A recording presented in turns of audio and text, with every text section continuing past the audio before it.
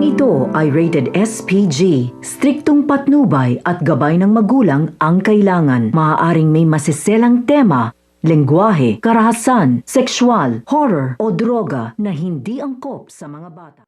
Sinugod nga nila Mipena at nito nila Zaur ang kaharian nga nito ni Pirena. Ngunit hindi nga nila nakita itong si Flamara. Kaya naman dahil dito, napaisip nga itong si Pirena na malamang nasa gitna nga ng kapahamakan ng kanyang anak nang dahil na nga rin sa dugong taglay nga na nasa kamay nga nito ni Flamaras, na dugo nga nito ni Gargan. Kaya naman dahil sa nangyaring ito, hindi mapakali si Pirena at kanyang hinanap ang kanyang anak.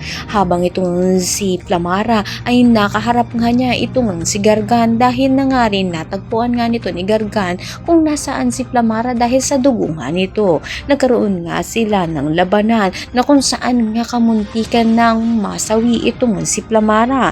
Dumating na nga ang mga nakakatandang mga sangre at itong sina Tera upang sa gayon nga mailigtas itong si Flamara. Nagtulungan nga sila upang patumbahin at tapusin na si Gargan.